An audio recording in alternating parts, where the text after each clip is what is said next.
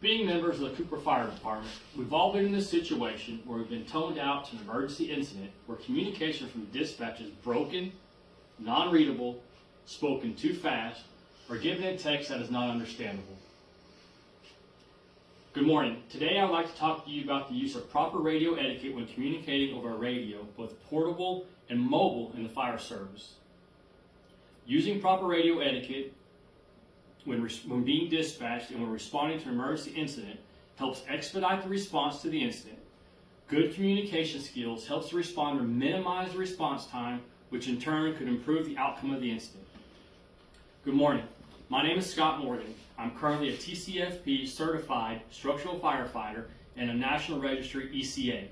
This morning I will be presenting you with information covering proper radio etiquette in the fire service. This morning I'll provide you with information detailing the proper way to communicate over an emergency response radio.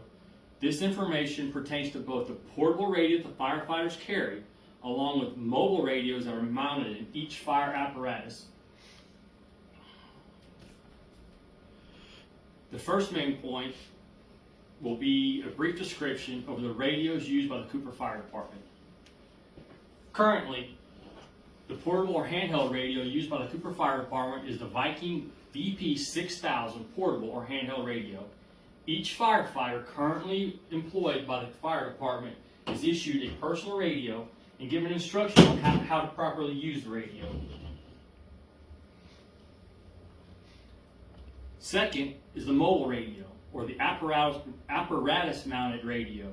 Each apparatus currently employed and used by the Cooper Fire Department has a Motorola 5000 XTL mounted in each apparatus.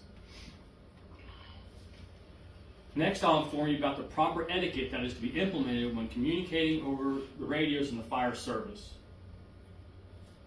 Let's start with the language that is to be used when communicating over the radio.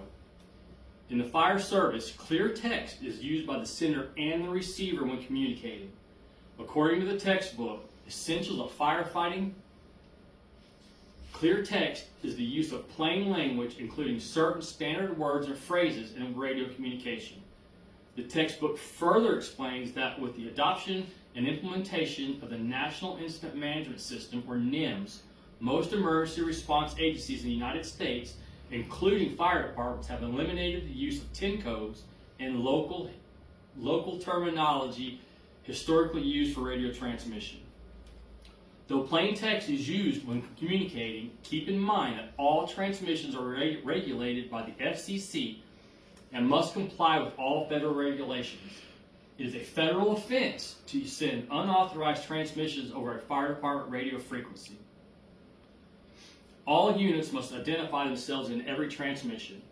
In Delta County, this is accomplished by identifying yourself or the unit that you're in first, then identifying the receiver.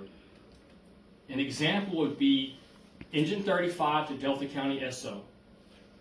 Next, the receiver must acknowledge the person or unit back.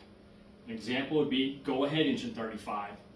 Then the receiver must acknowledge each transmission they receive by repeating the core of the transmission. An example would be Delta County SO to Engine 35. Go ahead, Engine 35. Engine 35, respond priority 1 to structure fire at 123 County Road ABC. Engine 35 received, proceeding priority 1 to structure fire 123 County Road ABC. By communicating in this manner, the possibility of the transmission being misunderstood is dramatically minimized. Lastly, I'd like to discuss with you the proper way to use the radio and the mic.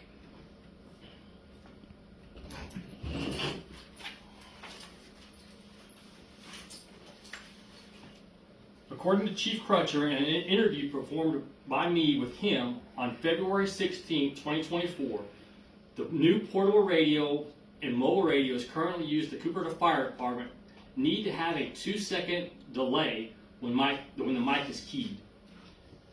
What this does is this eliminates unintentional transmissions, miscues, and cutoff frequencies. To prevent your transmission from being cut off, key the mic and hold the button down for the required 2 seconds before you start your transmission. This will prevent you from having to resend your message, which costs additional time.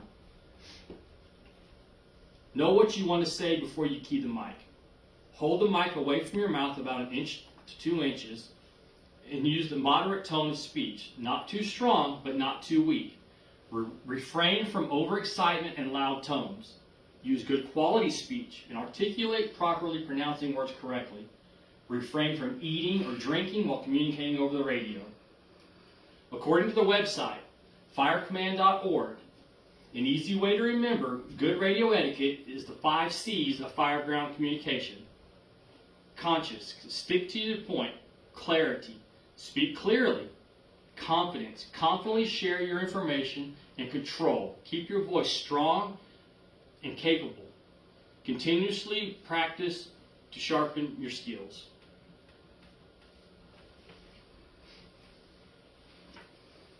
In closing, I have informed you about the proper radio etiquette that is to be used in the fire service. I have included a brief description of the equipment used here at the fire department, followed by a discussion of proper language to be used over radio frequencies. I finished up with a description of how to use a radio mic. So remember that with good communication skills or proper radio etiquette used in the fire service, this can help reduce response time and have a positive effect of the outcome of the emergency incident that you're responding to. Thank you.